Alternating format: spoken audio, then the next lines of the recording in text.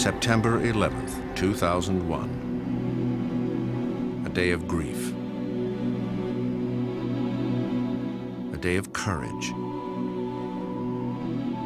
This is how that day unfolded. My daughter called me. She said, a plane just flew into the World Trade Center. I said, nah, you gotta be kidding. It's gotta be a Piper Cub or some clown was flying down the river.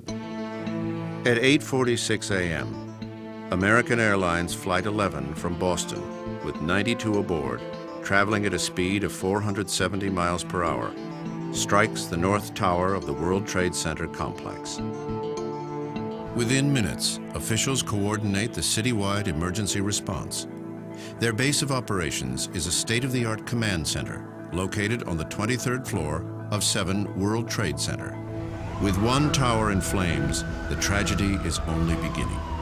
It is 9:03 when United Airlines Flight 175, with 65 aboard, traveling at the speed of 590 miles per hour, smashes into the South Tower of the World Trade Center.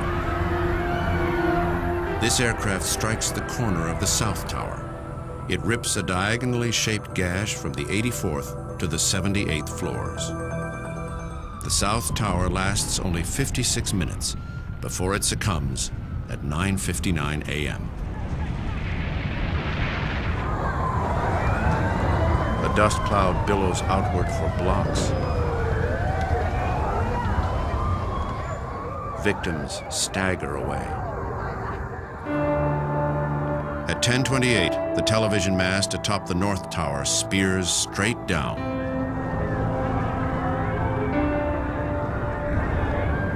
Once the collapse started, there really wasn't any way to stop it. It was just going to go all the way down once it got started.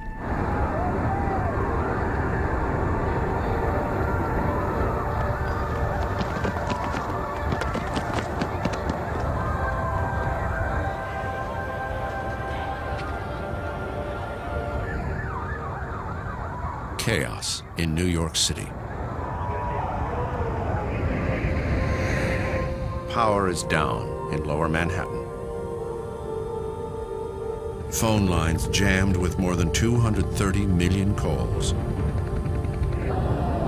Hundreds of firefighters trapped in the towers. Hundreds more race to the scene. Falling debris from the collapse of the North and South Towers ignites fires in the neighboring buildings of the World Trade Center. World Trade 4, 5, and 6 are ablaze. World Trade 7, the building housing the city's command center, burns unchecked for 7 hours. At 5:20, it collapses.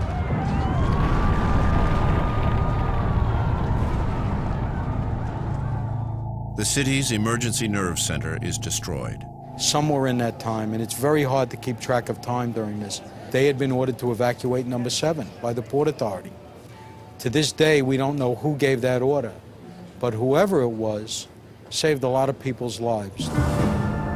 With New York a war zone, some residents walk across the Brooklyn Bridge to get out of the city. Others seek escape in vessels piloted by the Army Corps of Engineers.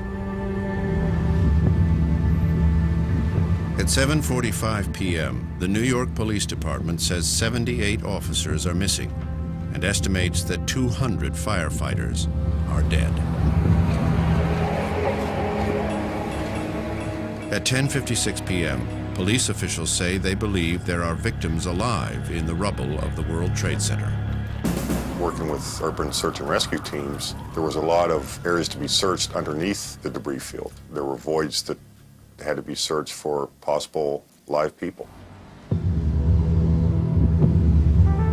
September 11th, 2001, the longest and most tragic day in New York's history, is drawing to a close.